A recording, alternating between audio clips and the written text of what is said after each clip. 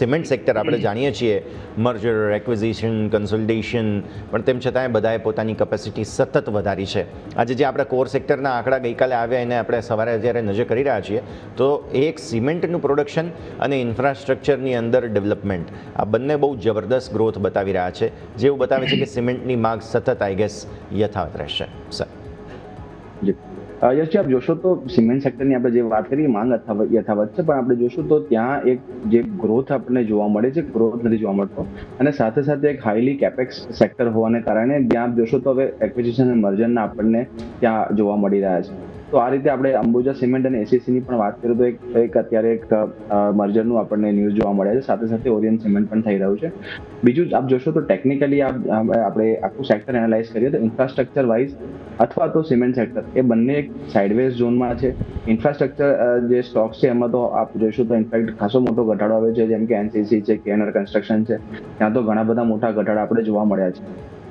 સિમેન્ટની વાત કરીએ તો એસીસી આપ જોશો તો 1780ની આસપાસ એક જોશો નેગેટિવ ડાયવર્જન્સથી જ અત્યારે કામ કર્યો છે અને નેગેટિવ ઝોનમાં છે. માર્કેટ આટલું સરસ સપોર્ટ થયા પછી પણ એસીસીમાં આપણને કોઈ પણ પ્રકારની પોઝિટિવ મુવમેન્ટ જોવા નથી મળી.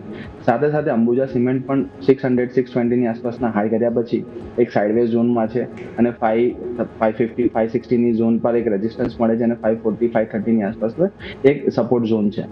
ઓરિયન્ટ સિમેન્ટ આપ જોશો ત્યાં પણ એ જ રીતનું પ્રાઇસ એક્શન છે. 378ની આસપાસના આપણને લેવલ જોવા મળ્યા હતા, ત્યાંથી એક ઘટાડો આવ્યો છે અને ઓલમોસ્ટ આપ જોશો તો 50% જેવો ઘટાડો છે અને 163ની આસપાસની ટ્રેડ કરી રહ્યા છે.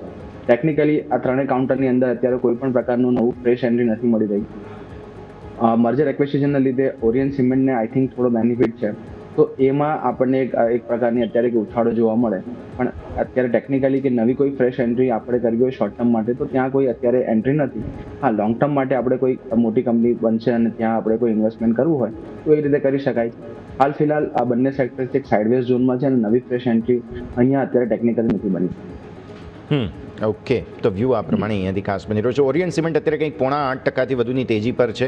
અંબુજા તમે જુઓ તો અંબુજામાં પણ તમને અત્યારે ફિલહાલ સારું એવું એક્શન, અને એસીસી 1.5% ઉપર, અંબુજા કંઈક 6% ઉપર છે. હજુ સેટલ થઈ જવા દઈએ અને ત્યારબાદ વધારે સ્પષ્ટતા આપણને ત્યાંથી ખાસ મળવા જઈ રહી છે, તેને પણ આપણે પછી ધ્યાન પર રાખીશું.